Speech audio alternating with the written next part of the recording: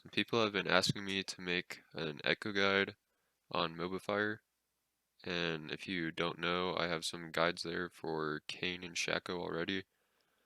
So I figured I'd just make a YouTube video for my Ekko guide, and I'll probably make a Mobafire guide on him too soon, maybe after this video. Uh, People have been wanting this because Ekko's like a really strong jungler right now, and I've actually been playing him a lot, so I figured it would be good. And just for a little bit of background, here's my op.gg. So as you can see, I'm Diamond 2. I actually just hit Diamond 2 today. That's why I'm 0 OP. And I've been playing a lot of Ekko, 74 games, which isn't that much, but out of like my 600 games this season, it's a decent amount. And I have a 58% win rate on him so far. I've been doing pretty well. It would be higher, but sometimes like I play and I'm just like kind of tired or something, not really in the mood. So yeah, currently ranked Diamond 2, play a lot of Ekko, Kane, been playing a lot of Lee Sin recently, but we're going to be mainly focused on Ekko for this guide. So yeah, that's just a little bit of background, and if you want to see my Mobafire guides, this will probably be in the description of the video, so you can check this, so you can check those out, and I'll get into this guide. So before I get into the game, I thought I would mention my runes that I usually take for Ekko. So you can go Electrocute or Dark Harvest. Obviously, Electrocute is a lot stronger early game, but I like to take Dark Harvest because it kind of lets you snowball a little bit harder. And then I take Sudden Impact every game, Eyeball Collection every game, Ravenous Hunter every game. And there are a few options that you can take for your secondary runes. Most of the time I go Magical Footwear, Cosmic Insight. I do this because it's really good for AP junglers because you can buy more ability power instead of having to buy your boots. And then this is just CDR, which is always good. Some other people go Absolute Focus, Water Walking, or Gathering Storm. That's also good too. It's kind of just preference. You can try whatever and see what you like. And if their team has a lot of CC, like if they have a Thresh, LeBlanc, Ashe, like anything with CC, Zyra, any of that stuff, I do like to go Tenacity runes. So this gives you Tenacity, which reduces like stuns, slows, snares, taunts, and all that. It doesn't reduce like knockups and airborne stuff. Some people think it does, but I just thought I would mention that it doesn't. So yeah, if I need Tenacity, I'll usually go Legend Tenacity and Triumph, or maybe Coup de Grace, but I usually go Triumph. And yeah, those are all really good runes for Ekko. It's all viable. Alright, so now we can get into the game. Okay, so I'm gonna start off this guide with how you want to start off your jungle. For blue side, I start red. For red side, I start blue. And for red side, well, first of all, level 1, you always want to start W. That's definitely the like best thing to do, so you can keep some health. You get a nice stun on the buff camp, so that's always really good. And then after I get this, I'm gonna pull him back a little bit so I can just be a little bit more efficient. I'm gonna queue the Krugs. I always go red to Krugs for blue side, and then for red side I'll usually do blue, wolves, raptors, red, maybe gank, and then go Krugs. But for blue side in this game, I'm going to be doing Krugs, raptors, blue. Normally I would go for raptors and blue, but since I'm against a Kha'Zix, I know he might try to invade my jungle, which he actually doesn't do, but he probably should have, because that would have set me behind a little bit. And Ekko's not a very strong early game jungler, so I think this is a good game to show like what you want to do against a jungler that's just automatically stronger than you. So here I am just clearing raptors, speed it up a little bit. Then I'm gonna go get my blue buff. I'm actually really surprised Todd didn't take this. Well, I guess he's looking for a mid gank. He probably could have taken this if he didn't do that, but I think he got a kill anyway, so probably made the right choice. So yeah, I'm gonna be clearing blue buff.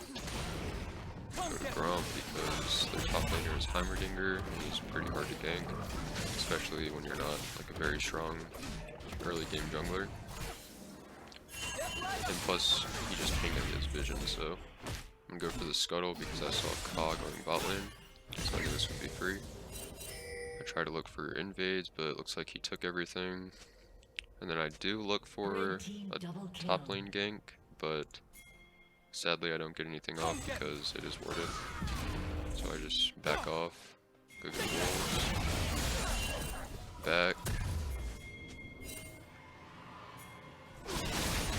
get some Krugs. Alright, so this, I never see people in low elo gank like this, but it's actually like very strong because they don't have vision right here because the wave is pushed up. So this is just like a free spot for me. And they didn't have vision because they don't really have priority. There's no reason that they should have vision here. So I just wait here a little bit, wait for the right time. Gotta be patient with these ganks. Speed it up just a little bit. This was actually, like, this took a really long time to do, but right here Rakan goes in. And also, they pinged. See, I probably wouldn't have waited this long, but they pinged that they have no summoner spells, so I know if we get them, then it's just easy free kills. So that's why I spent like extra time just waiting, because it's a guaranteed kill and they don't know I'm there, so I know they're gonna walk up a little bit.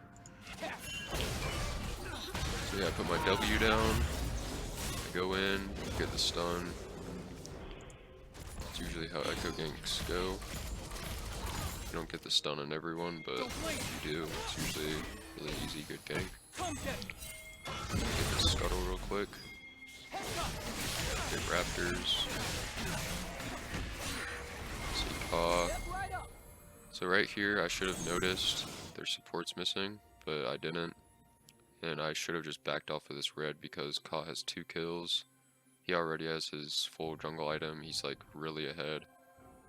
So I shouldn't have tested this at all. And I think I get away. Actually, I think they dive me and kill me.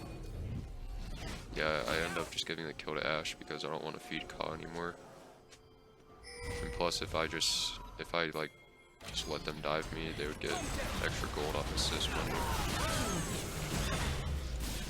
So yeah, I just feed the kill to Ashe. I think it's the best thing I could have done in that position. Just speed it up a little bit. Go top lane because I know Ka's gonna get dragon.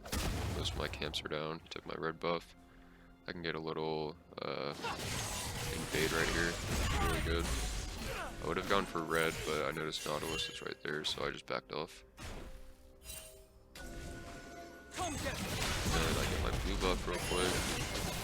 Try to be as efficient as possible. And this is actually really important. I feel like a lot of people don't know this, but Scuttle actually takes a lot more damage whenever it is CC'd. So like you have some type of crowd control on it, such as a stun, slow, snare, root, etc. So you always want to hit your W on the Scuttle. This was actually really good for us because I got that shutdown gold. And Ekko, he's not very strong early, like I said, but if you get a kill early, then you're just like super strong. And also that's a really good spot to put control wards. And so I know my Annie's right here, so I'm not very scared. Throw my Q, I back up a little bit. She stuns him. I go back in. He's dead. I get like 300 gold off that. So that was really good. That's one benefit of having a lot of vision. Go back top lane. So right here I look for a top lane gank because Heimerdinger is like way too pushed up. Sadly Riven can't really help me because she's low health, but I still do end up getting the kill. I don't hit my W, but I do get the shield, which is still really valuable. Let me back up a little bit.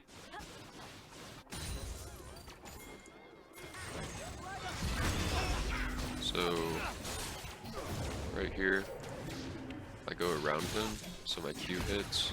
Not only do I get the passive damage, but I also get a little bit more damage from the Q, so that's really good. Normally you would just want to attack him, get the passive off, and then run around him to get the extra Q damage, because the passive does give you movement speed, so it helps a lot with that. But I just did it this way. And then I end up getting the kill. I don't think Griffin got an assist off that, which is kind of sad, but we got the kill, so it doesn't really matter. And then I help her push the wave.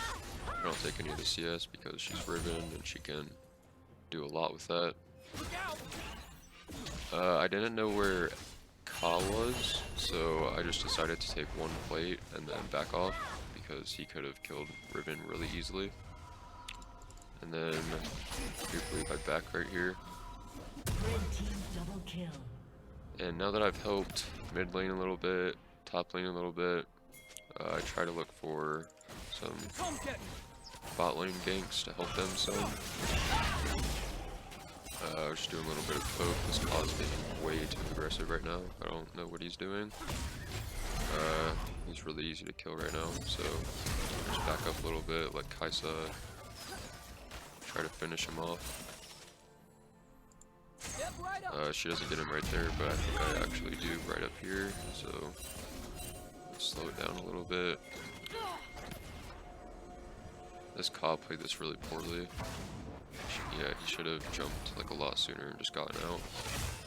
But I have my E, so simply just go in there, pick up a kill. I did try, if I had my E right here, I probably could have killed Ashe, but that's just the way it goes. I didn't have it at the moment. And I have my ult right now, so that's why I'm being like super aggressive. Otherwise, I would not be as aggressive. And then we got Annie coming, so I just had to try to help them a little bit. If you noticed, right there, I smited the scuttle for the heal. That's like really important in some situations because it's actually like a pretty like good heal, especially if you're low health. So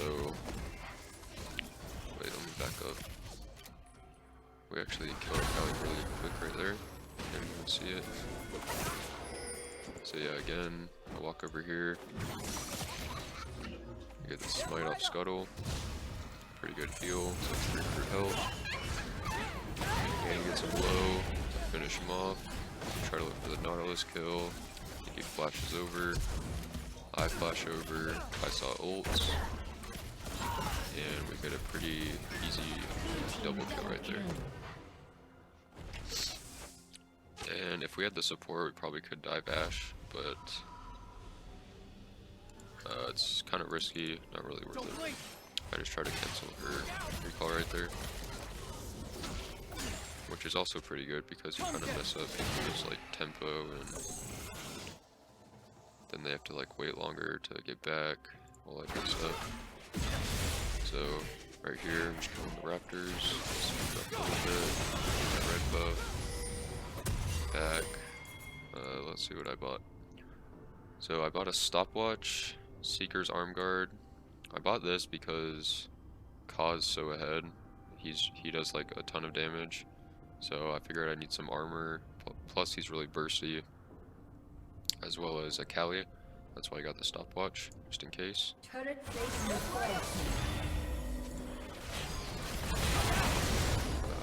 Back this up a little bit.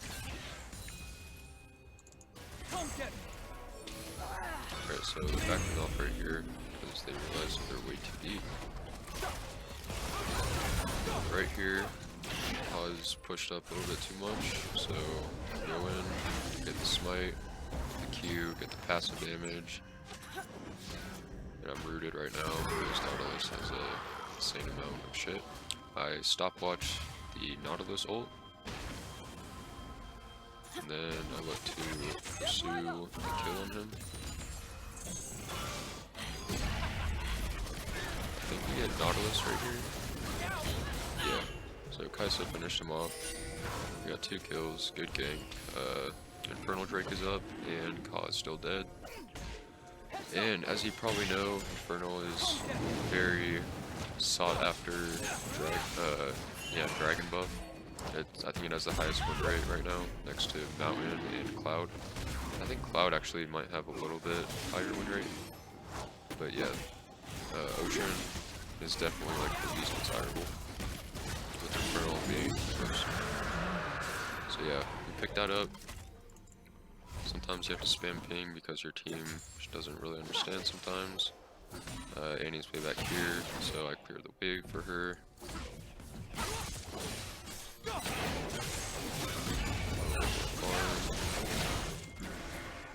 Drop a control word there because Ka's really good at soloing objectives. His isolation and passive. Back up right here because Raven actually, I don't know why she had a stopwatch, but it was like a really lucky thing, I guess. I'm pinging her, I'm on the way. She gets a little bit of damage off. Put my W down. She stopwatches, perfect timing, because now I can get in. And so I go in, get the E off. He flashes out of the W. He does his little stopwatch. Ka's kind of afraid of me at this point because I have 5 kills. He does 2, but he's kind of a little bit behind. So yeah, we just finished that off. Riven actually played this really well. Well, more so Ka played that really bad, but yeah. So, we just clear this out, get the turret, vision, sprint, it helps me. I usually let my top laner take the Rift Herald because they're usually like on the side lanes where there's less people. So I think that's good to do, especially if you're playing Lee Sin. You never want to take Rift if you're playing Lee Sin because then you can't like ward hop or anything.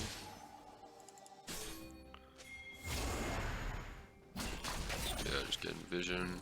Vision's super important. A lot of people don't realize how important vision is. And Ekko has so much pressure on her turret dives with his ult and W, so I can easily just W, walk up, get some damage off, quite simply. Speed it up a little bit. Paul's clearing Brugs for some reason, because he's trying to get CS for next game or something, but yeah. So my W in there, stun off, stun those turrets. Turrets are killed, I see Rakan go in, so immediately I realized that I should go in because, like I said, Ekko is very good at turret diving. Then I get the turret aggro, which is actually perfect because I can just ult out of there. And then I use my Jonas right here. Use my ult to dodge the Nautilus. Then I just E out of there.